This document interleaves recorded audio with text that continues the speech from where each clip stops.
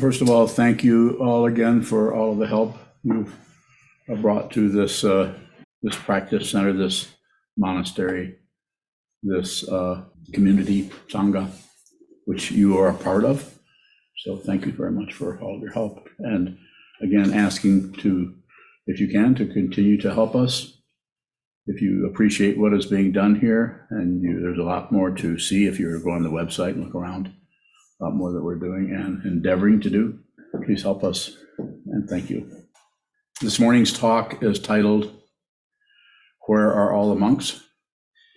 Oh, that's right. No, it's not. Not titled that. No, several of them have gone out west. So that seemed good. No, it's actually titled Keep Sitting. That's a direct instruction that I received from the Vidyadhara Chogyam Trungpa Rinpoche in, I think it was 1974, somewhere in that area. Keep sitting. And I said, maybe it was later than that. He said that several times. And I said, oh, you bet. He said, you bet? You bet? He was very successful at mocking me and making me feel humiliated. But I'm telling you, saying to you, suggesting to you, since you're here, keep sitting. And not that I'm some kind of voyeur, that I can read minds or anything. It's just that I've been doing this a long time. Close to, not there yet, but close to 50 years. I've been teaching directly like this for about 15 of those years. The rest of the time, I just taught people how to meditate. I didn't say much about their practice itself because I just didn't. It was not my function. But I can tell if you're not sitting, or if you haven't. I can also tell if you sat a lot, not because you show up as some kind of magical bodhisattva, it's because I can tell what's happening with your mind just by listening to your everything, your tone of voice. I can tell. And anybody who's done this for a long time, suddenly, if you've been looking at your own mind and watching and watching and watching and not objecting, not agreeing and not shutting down, you begin to see the fundamental nature of confusion in your own mind. You're not going to see it out there. That's projection. You see it in your own mind, but you will not see it, and you will totally miss your life and be back another time for another, going back into third grade and starting all over again. Don't believe a word I say. You don't have to believe me for something to be true.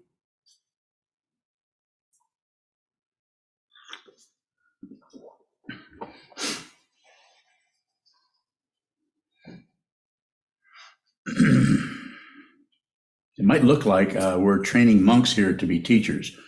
You can't do that. You can't train a monk to be a teacher.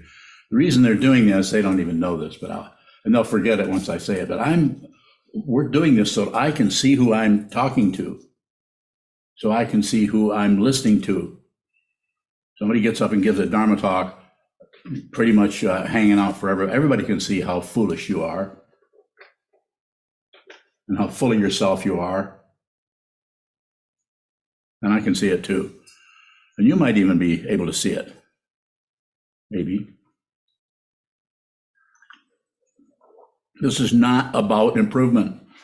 It's not about getting to be a great teacher. I don't need to wave that stick around. So keep sitting. So we're going to go back to kindergarten right now.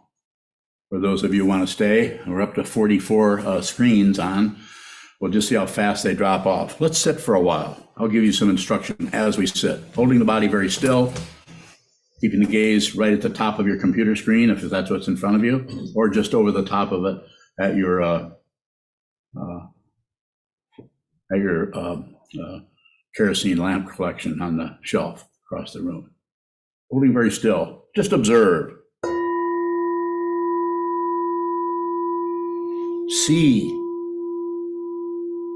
feel, smell, taste, think clearly. Receive that. Just receive it.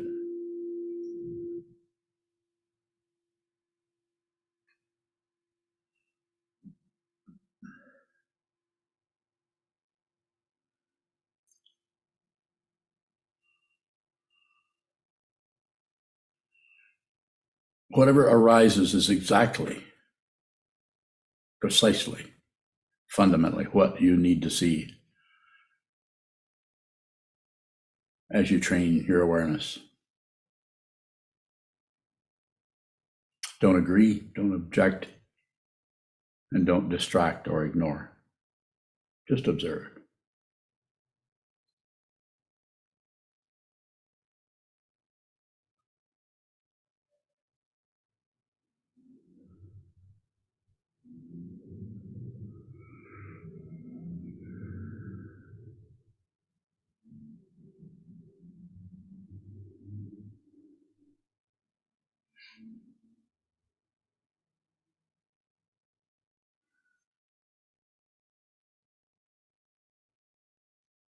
If you find yourself wandering into a daydream, just observe. Notice that there's a daydreaming that happens before you name it, before you realize it. I've had 3 already.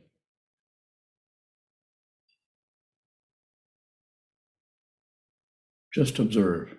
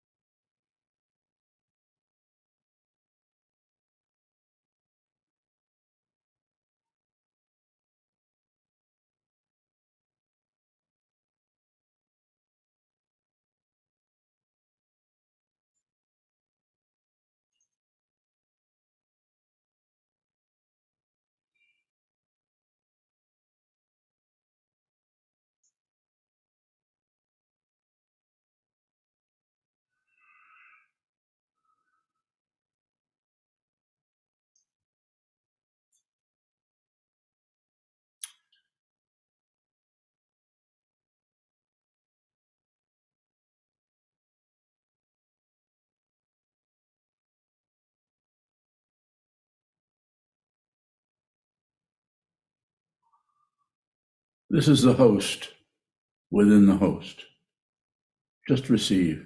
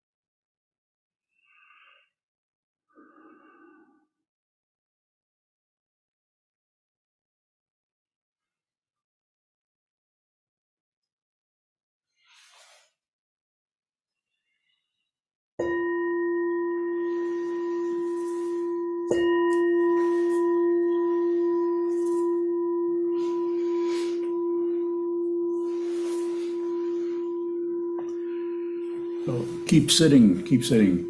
Return to the cushion. Return to the 3 jewels. Mainly return to the cushion. Sit down in front of a wall something where nothing's happening. All the senses are open and unreceived. Just receive. This takes a lot of practice. You can never get good at this. You can never become an expert meditator. As Suzuki Roshi said in his book back in the 1960s, Zen mind, beginner's mind, always a beginner, always starting over, no accomplishment, no stair steps, even though it's taught different ways. It's taught as gradual. You could go ahead and do that if that's what you would like to do. I just don't teach it. That doesn't mean that it isn't valuable and that thousands, maybe even hundreds of thousands of people aren't benefiting from a way of teaching that I don't talk about. I teach to who's in front of me. If I had 1,000 people in front of me, I would not be talking about this. I'm talking about this is because I have all of your attention. I can receive a question from anyone here. I can interact with you. I like it that way. Rather than having thousands of people being all over tricycle or Shambhala-san or something like that. Not interested in that.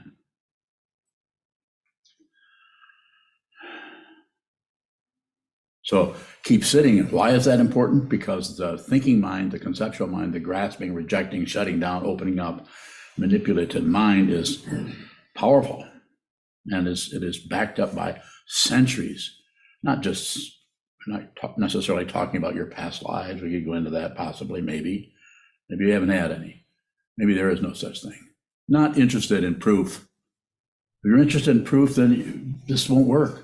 Because you won't get any proof. What you're going to get is reality, and it's uninterpretable.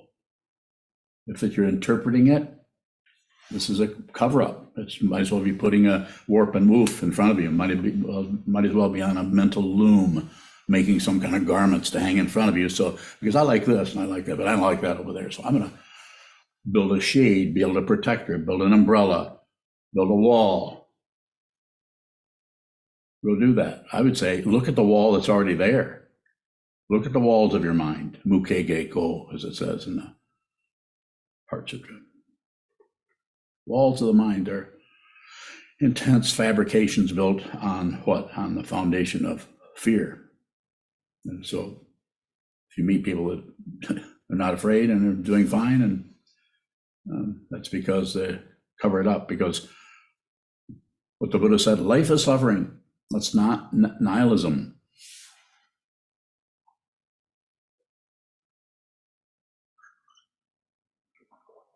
So we cover that up so that we can enjoy our lives, go to the beach, take our children. But if you notice, if you look around, none of this is guaranteed. Look at the warfare going on in the country. This place can blow up at any time. The whole world can come to an end at any time. That's always been the case, but now that there's nuclear saber rattling. Is it sable? Saber? Yes, thank you. You corrected me once, right? No. Be careful there.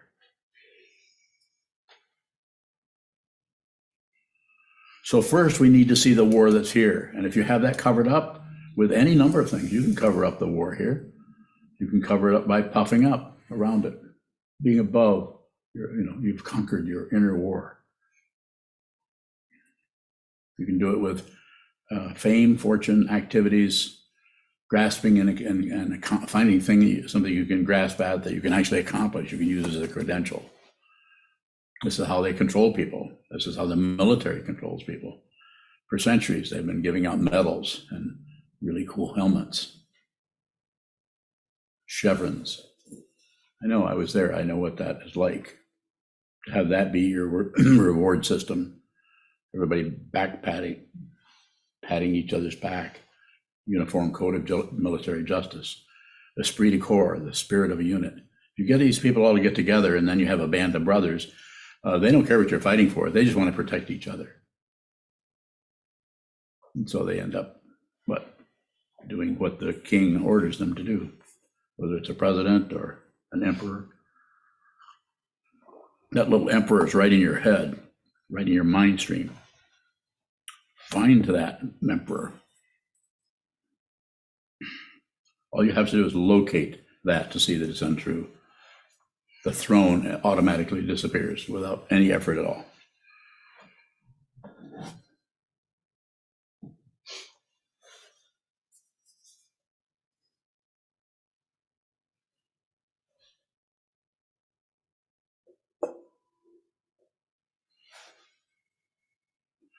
Keep sitting. Find a way to do that. It's so important. Of all the things that I could recommend or encourage, that would be the main one. Whether you come here or if you feel like you're a student of mine or just somebody who wants to drop in and see what I'm up to every now and then, what I have to say or what other people have to say to me. That's not my concern. That is your business, your life. I say don't miss your life by covering it up with anything, including Buddhism.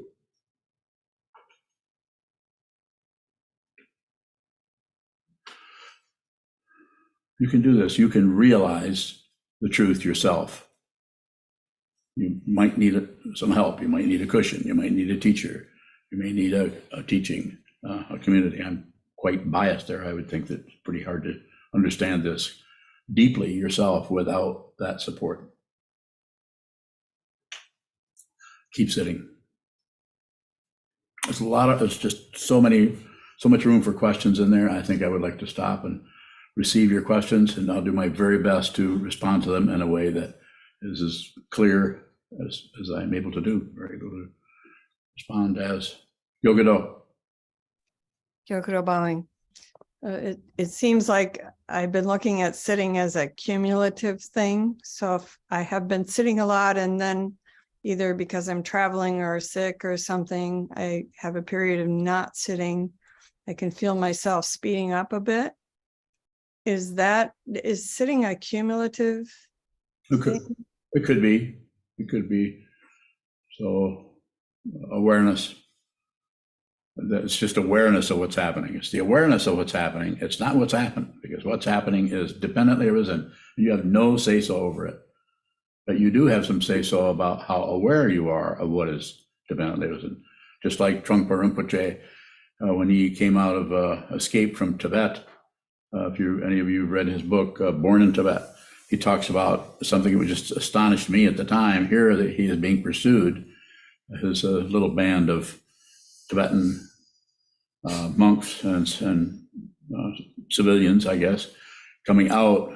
He started out at 300 and went down to was a couple dozen actually got out. But part of the way out of there, instead of continuing to run away from them, he went into retreat for 2 weeks. So at the time, that was a kind of an astonishing thing. Someone trying to get away from the Chinese communists, and he set up a tent and went into retreat. And the people who were with him could either keep going or they could stay there with him, which I presume they stayed with him. So sitting meditation is important. He'd been sitting since he was 4 or 5. So it is the awareness of what happens, not the event, the situation that comes up. That's also important also. But it's the awareness itself, the space itself. More? Gyokuro. Gyokuro bowing. It feels like something is lost when I haven't been sitting enough. Whatever that quantity is, I keep going to quantity and that kind of value bowing. Well, I think there's something to that. I often ask someone how much they're sitting. They're a student of mine, especially. How much sitting do you do? And if you're in the monastery, you'll know just from living here at different periods of time when you've been here for a while, you notice there's a schedule and it's set up in such a way that unless you have some way of have some livelihood that you need to work on, which you may, then if you did all this, has anybody ever calculated how much actual sitting meditation would happen if you did every form here in the monastery? No one's done that. I bet the Sokuzan has, and he's not here.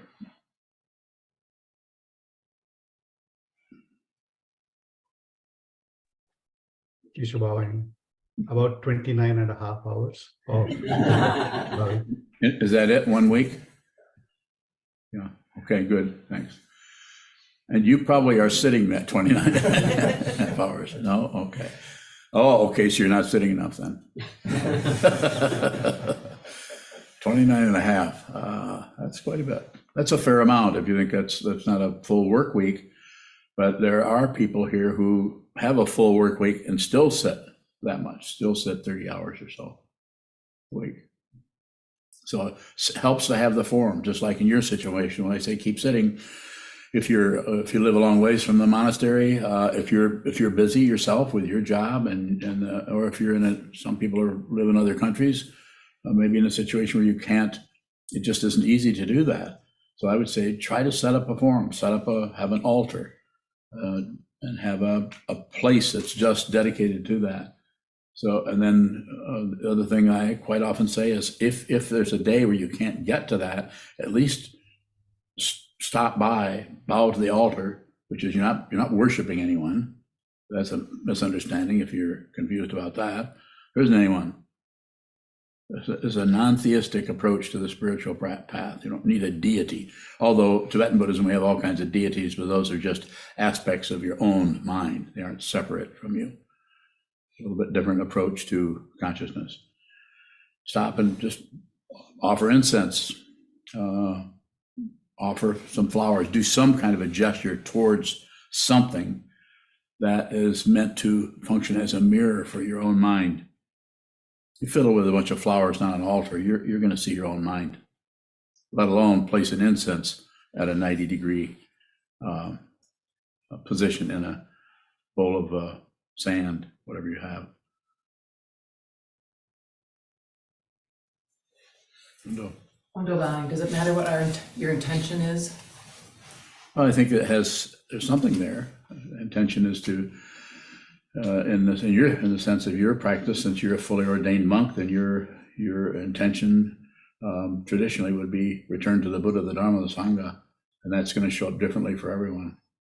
In your situation, your connection with the teacher is strong, so that would be part of it. Sometimes there's refuge in the Buddha, refuge in the Dharma. I take refuge in the Sangha. I take refuge in the teacher, however you call the teacher. In the Tibetan tradition, you would say, I take refuge in the Guru, which just means teacher.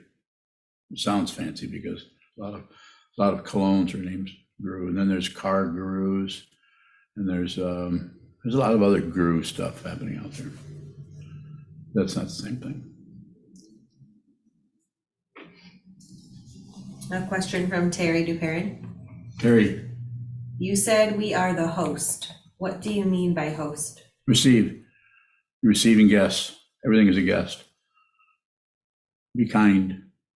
You say everything arises in your mind needs to be there. It's dependently arisen. It's not your personal property, so you don't have to push it out. It's not your personal property, so you don't have to grab it. It's not your personal property, so you don't have to say, well, that doesn't mean anything. I'm just going to ignore that or distract myself into going to the beach or having a party or something like that. So the host within the host just means it's another way of talking about that there's no personality there. The first host is more of an exterior understanding, but the interior and exterior worlds are not two different things. They just look like it. It just looks that way. It's called illusion. And if you look right at the illusion long enough, persistently enough, and return to it over and over and over without changing it, without agreeing with it, without shutting it down, you'll see your true nature. No guarantee, but probably that's going to happen just because of the way that whole situation is structured. You can see that. You don't have to join Buddhism necessarily. You don't have to be a monk. I had to be. It's choiceless for me. And anybody who is a monk who is sitting here probably is choiceless for them. The way you find out is they don't know why they did it. Not really sure.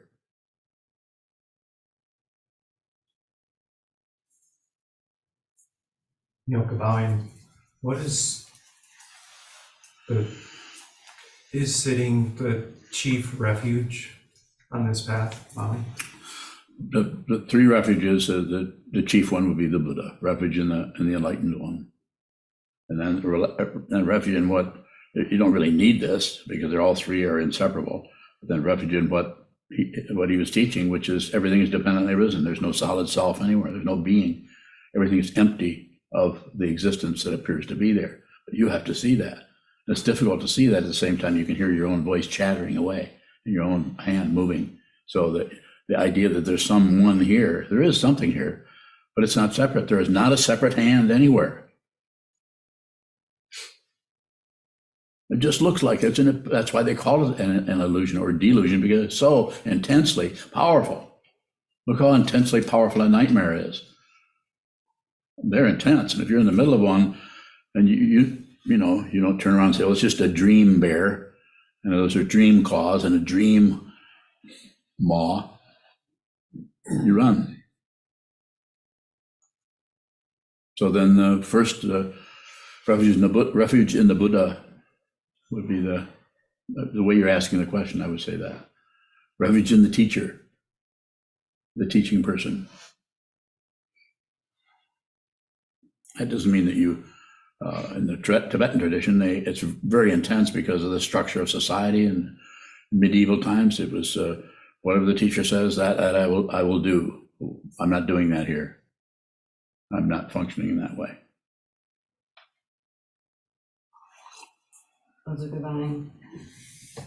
If somebody presents something to you as this is how it is, what's it look like to not do anything with that, not modify it or agree with it?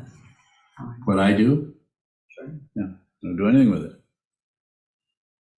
And if I do notice my consciousness move from what shows up to what I think about what shows up, it doesn't last.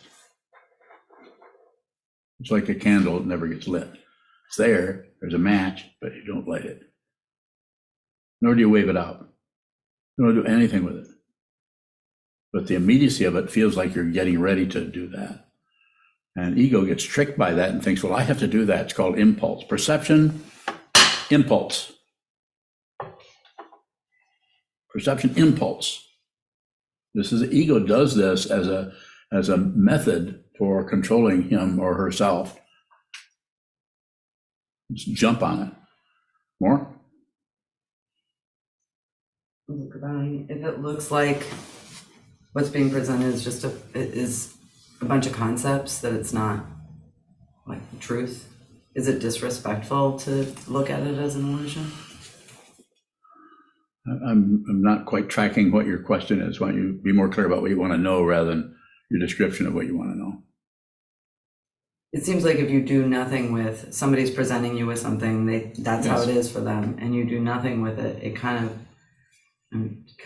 just similarly to my own ideas, it just starts looking like it's spun up, like it's not necessarily reality. And I'm just wondering if that's disrespectful. I don't think it's disrespectful. No, it's not really ever disrespectful to listen to someone, or including your own mind. Be respectful of your own confusion. Just listen to it. Don't fix anything. If something needs moving or shifting or restructuring in some slight way, that will just occur. Dependent origination is totally happy to meet you, and it will meet you. If you're meeting everything that arises as it is, then as it is will meet you. That's why it's sometimes called a mirror. No solid self anywhere. Truly disappointing from the point of view of ego. But from the point of view of reality, it's the truth. And you would die for it. It's that clear.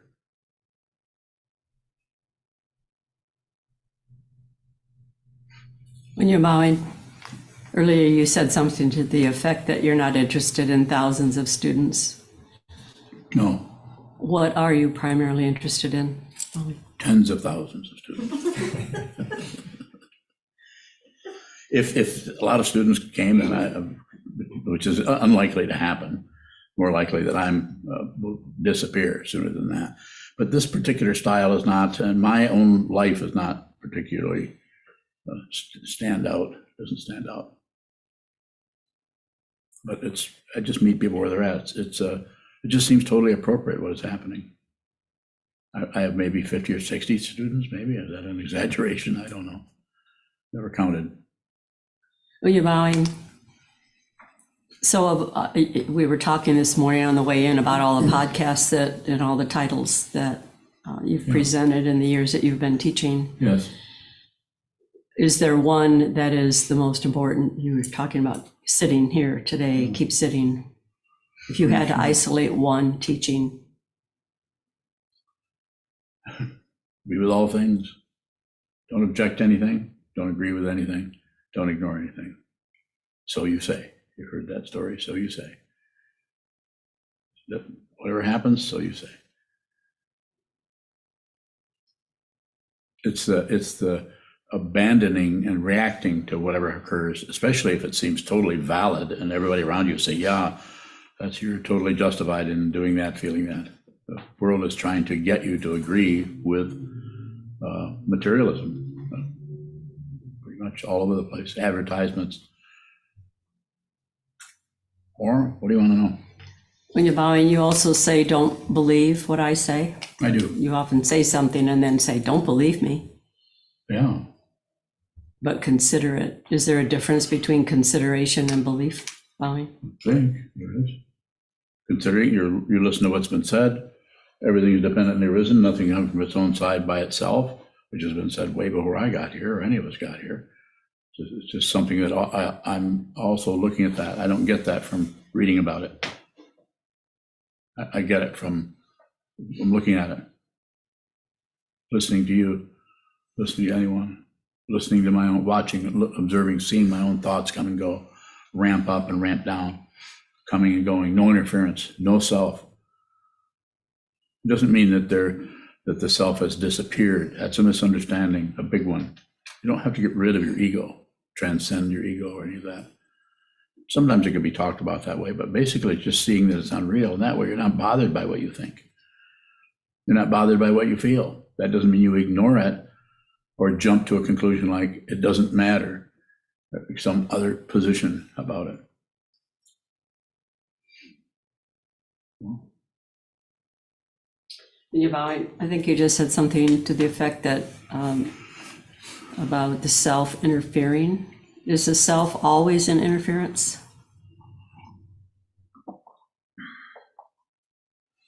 What we're talking about, the seventh consciousness or the imaginary aspect of consciousness that shrinks up into a ball of paranoia, and it protects itself so well that it doesn't even know it's afraid, and it doesn't even know that it's unreal.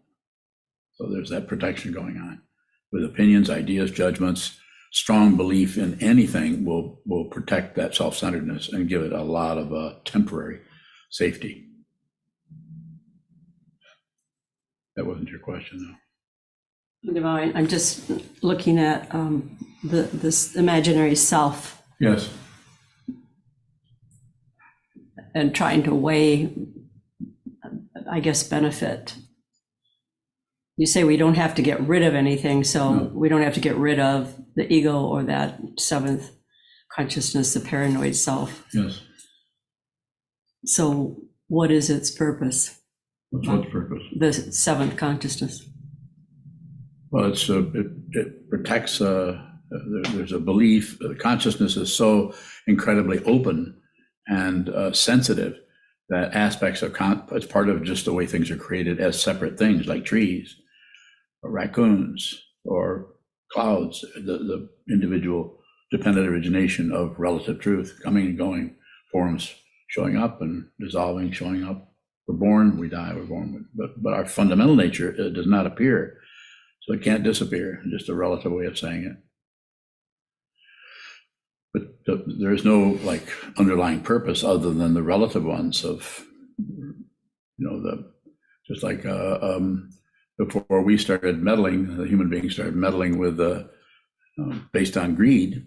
A tree is not particularly greedy, although a tree might be closer to the pond, and so it might get bigger than the tree that was planted earlier. Which was bigger to start with, but it wasn't planted next to the food source. So it's a relative situation. It isn't that one tree is a better tree. And most of that dependent origination is untraceable. It's like roots in the ground. You can't see which root is going where, or which root was stopped by having rocks in the way or something. I could invent all kinds of things, or which tree was planted right on top of the reason we call it the black stag is there was a stag that was seen on the property that we moved on to 20 years ago, and there was a tree planted right there, and that tree grew to be enormous, probably because of that fuel that was under the ground.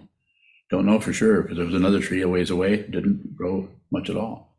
Just that I'm just using that as a kind of a vague example of, you can't see all of the dependent origination. That's why when some person is born has a natural ability to play music, or just very musical at a very young age. Other people, it doesn't matter how much you train them, they can't be president of the United States. Well, maybe they can, because the system is pretty screwy. So, well, go ahead. Divine. So if this, They have really good questions today. if It's a compliment.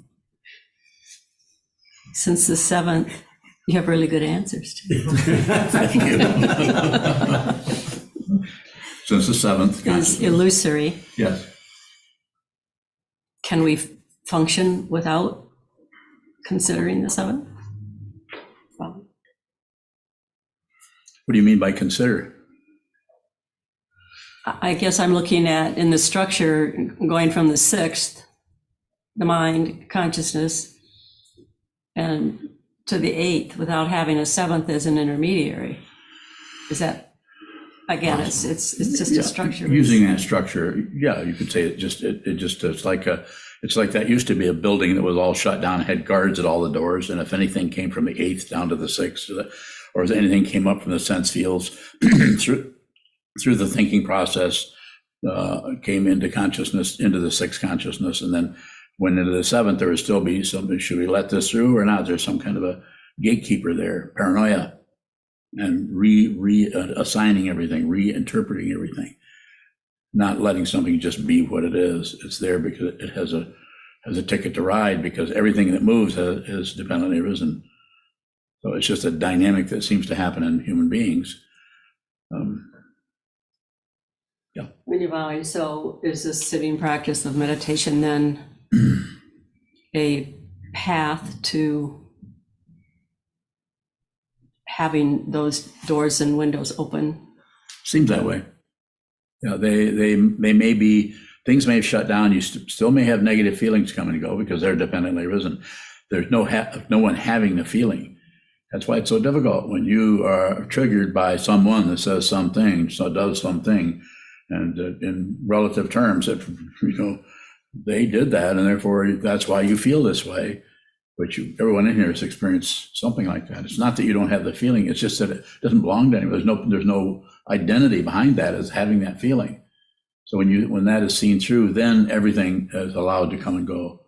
One is fundamentally communicates, cooperates, collaborates with everything. That doesn't mean you can be taken advantage of. It would be even more difficult for someone on a self-centered, greedy path to take advantage of you, because your clarity goes beyond separation, beyond individuality. They don't need to read minds because there are no separate minds. More. A couple of questions from Ben. Full moon in Aries now, same as when Buddha became enlightened. When I am tempted by Mara and then tempted to retaliate by labeling that as Mara, how can I not go to war with the advisor to the emperor? Keep sitting, sit more. The way your question shows up is just more meet everything where it's at, and the process of doing that is becoming aware of how you shut down. Don't stop the shutting down. Don't, using your metaphors there, I can't really respond in kind, but I would say just sit a lot, spend a lot of time in front of the wall. Lots of time. More than an hour a day, yes. Or sit an hour a day. Do whatever you want to do. It's your deal, it's your business, but it needs to be a lot. Take time off, go into retreat. You can do that formally. You can do it here, you can do it other places. Depends. There's so many things but it would depend on your situation, your job, your age, what your student-teacher relationship is to whoever your teacher is. You need to spend a lot of time, sit down, hold still, just like we did. It's very simple, but it's difficult. And we always think about what we could be doing that needs to be done. Or it could be, Sokuzan wanted me to make an apple pie. Maybe should make the apple pie first and then sit. Yeah. Further questions, please? Yes. He has another question. What is the difference between the dignified kingly dignity inside and the emperor and the all-creating monarch? Damned if I know. Well, you're asking the question, so you probably have a better idea than I do, and I'm not here to pass a test. I can say they're not separate, but you have to see that, because if you go into that thinking process, that's very suspicious from the point of view of motivation. What you really want to know, because I'm getting a series of ideas about it using those archetypes. Not wrong. It's just that I'm not sure what you want to know. Question from Robert Bushway. Yes. The other day I spoke with a PBS economist friend on his research into polarization in society. Do you think the equality complex has been a rising mental formation lately? Insofar as I understand what you're referring to, just making sure everybody has equal rights and freedom.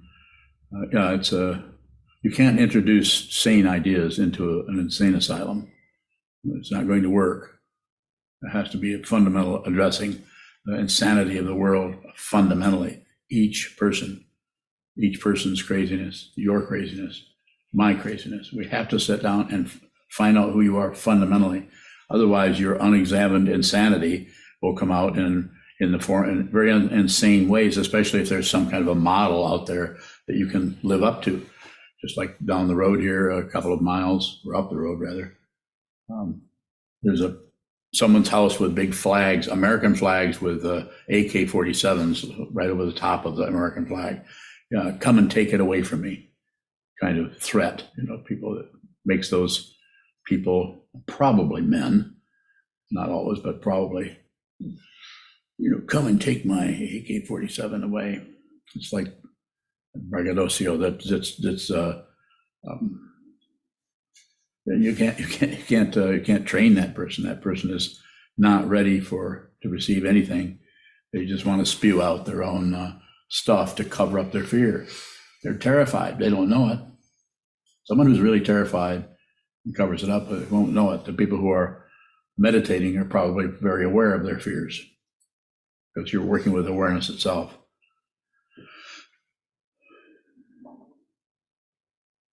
Chogyam, what is the support that the Sangha offers amongst itself when it's a path that we all have to do on our own?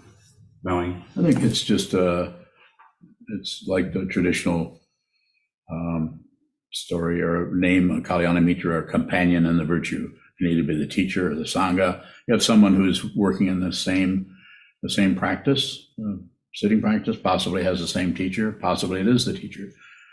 And just a basic support that doesn't get in the way of your own path, try to manipulate you or control you, but gives you support doing something that most of the world is not supporting you in. Because you need to get a job, you need to vote this way or that way, or you need to straighten up, or donate to this or this or this, which all may have may be all kinds of good things. But the fundamental situation has not been cleared up. Therefore, it'll rotate back into warfare again, even with patriots. This is what they've been using lately, calling the thing that happened at the Capitol on the 6th of January. Those people yelling at each other that they're all patriots. It's just silly, but also difficult to hear, because that's the way revolutions start, in a similar way. So in the situation of Sangha, you have somebody that they may be having trouble too, but they're less likely to blame you for their issues. And if they do, it'll be more obvious, maybe not right away, to you and to them that they're doing that. If it's obvious to you, then you don't fight with them. You don't do anything with them. You listen, but you don't put more fuel on the fire necessarily. So you actually have a friend who is not based on what they can do for you, on the materialistic idea, or like the conventional idea of a friend is somebody loves you no matter how crazy you are, and how you act. They'll always be your friend and they'll defend you. A relative kind of situation. But the person who's a friend in the Sangha is not going to buy into your bull. They might listen to you, they might nod their head, but they see what you're doing. They see what you're up to. And they probably, in this situation of communicate, cooperate, collaborate, they're probably going to support you in training your mind. Is that helpful, or do you need more? Shokabang. Yes. I have a couple questions, and Sokuran has a question as well. Go ahead, please. When we go through periods from sitting a lot to not sitting as much, what is the change that is arising in one's own mind stream? Well, it's speculation here, so it's different with each person. But probably there's just a lot more. The herd of buffalo is just bigger. Still lots of thoughts going this way and that way, and then they change. Then the wind changes, and the clouds. You're just using a herd of buffaloes like thoughts. Sometimes there's a few. Sometimes they're quiet. Sometimes they're just munching the grass, and sometimes they're stampeding this way or that, based on whatever, based on some kind of otherness or some kind of relative situation. And so, but it's totally, there's nothing to correct there. Just when the situation allows you, your fundamental intention is you are both fully ordained monks. So you have a strong commitment to this path, to the three jewels. And I don't see either one of you wavering at all. You may think you're wavering, I don't. You're in a unique situation, just had a child. So this is going to take on whatever it takes on, and just meet it the best you can. You may sit a lot, you may sit very little. Did I miss what you were asking about, or just is it just that my response is terrible? Shokabang was perfect. Thank you. All right. My second question is, earlier you were talking about monks training for the talks. Yes. And you said it's not about improvement. Yes. What is the change that happens over time of the practice of giving talks that isn't about improvement? Less self-centeredness, less emphasis on doing giving a good monk training talk, which we give you monks give once a month. So it's not that there won't be improvement. So it's difficult to use relative terms and not talk about. Of course, there's going to be improvement. You do something over and over and over again, there's going to be but the kind of improvement that is happening there is out of the intention and not out of goal seeking, not having a standard of what would be a good monk talk or what would be a good Dharma talk to give. So just the talks that I give, sometimes conditionally, sometimes a talk I give might be incredibly helpful to one person, and the other person thinks that's probably the worst talk Sokuzan ever gave. All he did is go in circles. And he just kept saying the same damn thing over and over again. It's starting to be boring. I'm going to go listen to Dalai Lama more, or Pema Chodron. She's at least entertaining. Shokabang, is the intention of getting up more important than the content? Paraphrase that. I want to hear more. Shokabang, is it more important to get up and practice than it is to present content. It's still, that sounded kind of like the old Shoka. Where's that new Shoka who's a daddy? That's the one I want to hear from. Chogyam, how important is the content when we are giving talks? Well, there's some importance, of course, if you're talking about the excuse me, the 3 marks of existence or some kind of doctrinal, some teaching, of course, it's important to cover that. So I'm still not, so how important is it? Are you trying to find out which one to emphasize and the other one to don't worry about it? Or what? Chogyam, yeah, I think so. How much emphasis should be on the content as we're training? I just think it's situational. It depends on what it is. But, you know, and over the years, you've been doing those training talks. They're sometimes the content is important. You need to cover that material, especially if you're giving a talk where you need that. Didn't you give a talk once on the Avatamsaka Sutra? Yes, I think you'd had me give several talks on it. Okay, so that's pretty important. You have to know a little bit about that sutra and be able to talk about it. So, but then what was the other option I had? Content or The intention? okay. Let's see. Okay, I'll give intentions about 38%. And let's see, what does that leave left? What's left? Huh? 62% is left for the content. Okay, then I'm going to give 40% to the content, and then there's 12 left. Come on, you numbers people. Where's my mathematicians? 12 and 40 and 32 is what? Yes. Is that 100? Shrug.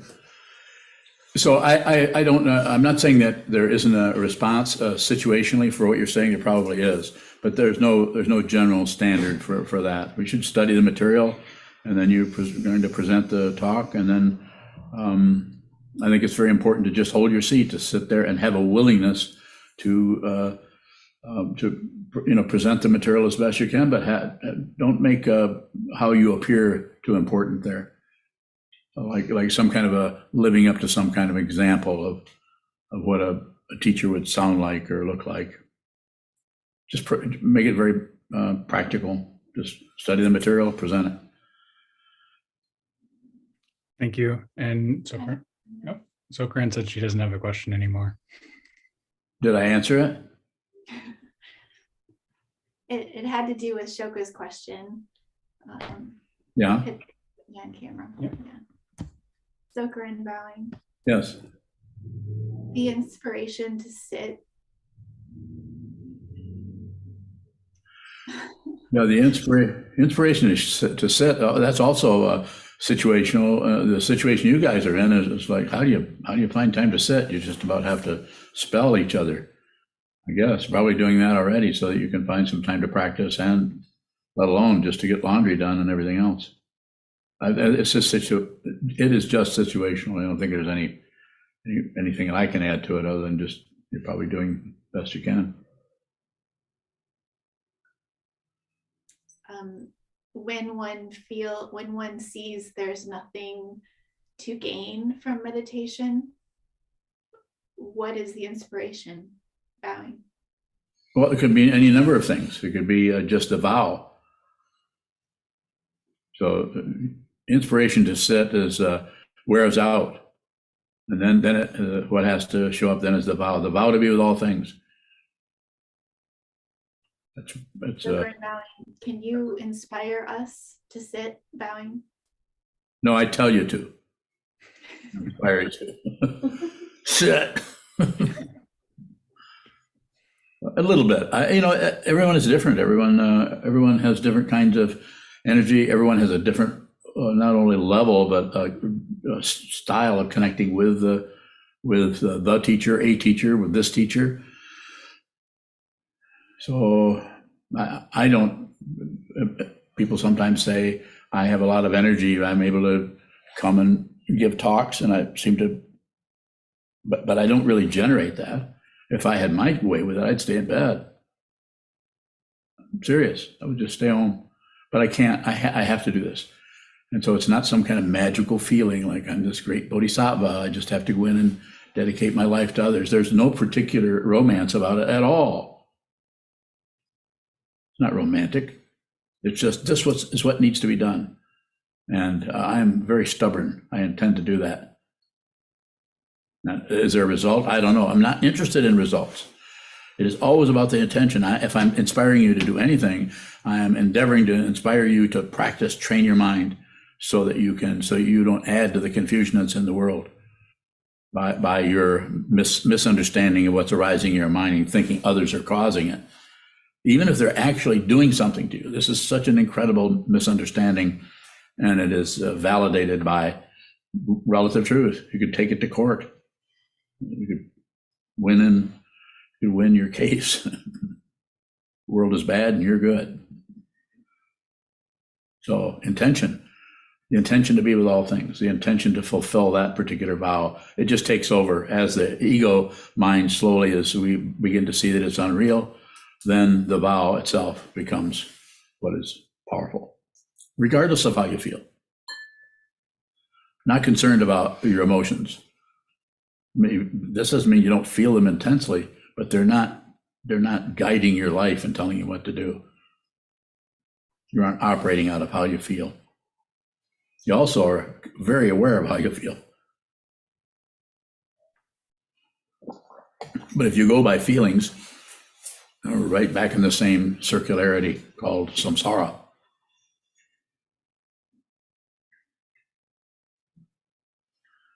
I can take one more question and then we can all evaporate.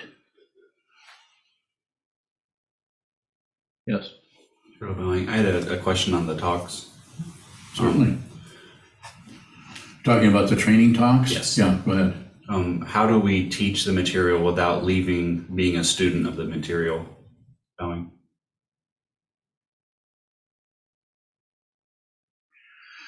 I think the repetition of doing that takes care of that. Just keep returning. You're not talking to 10th graders. You're talking to fellow Sangha. So these people are also studying who might know more about the material that you're giving a talk on. So, but you just continue to function that way. You're asked to do this, you do it. If you're asked to talk about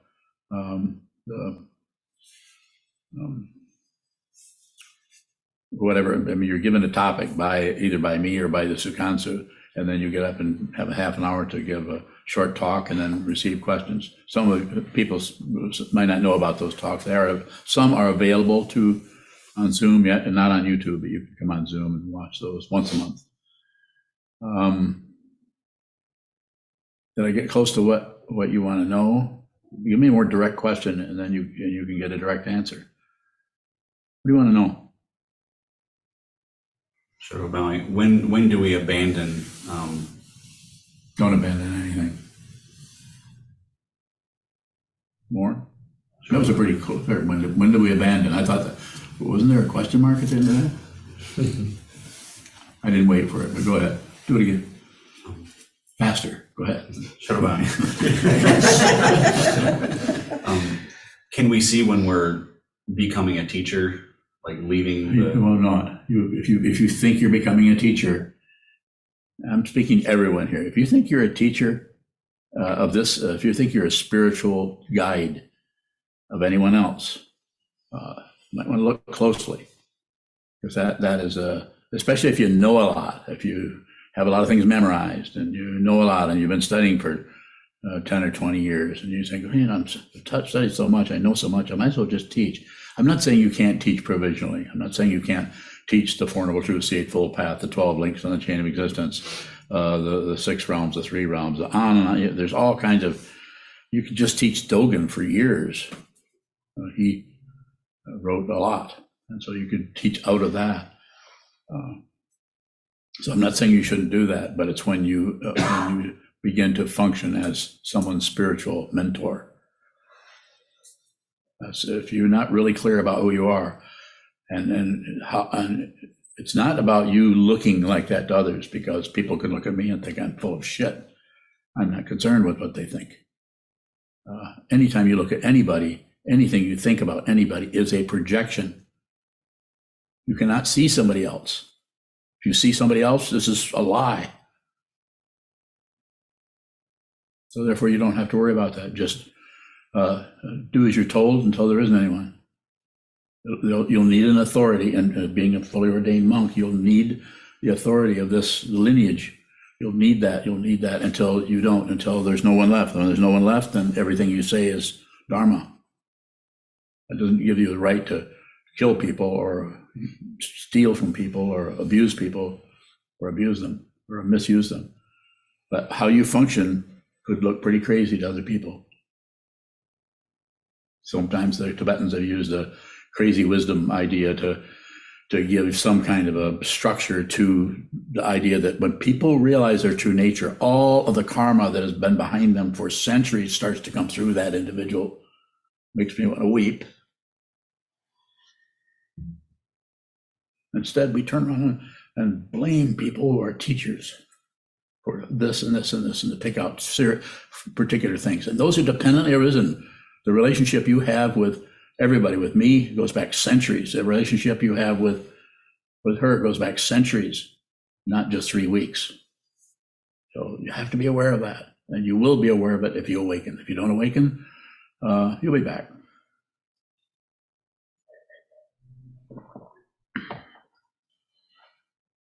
More?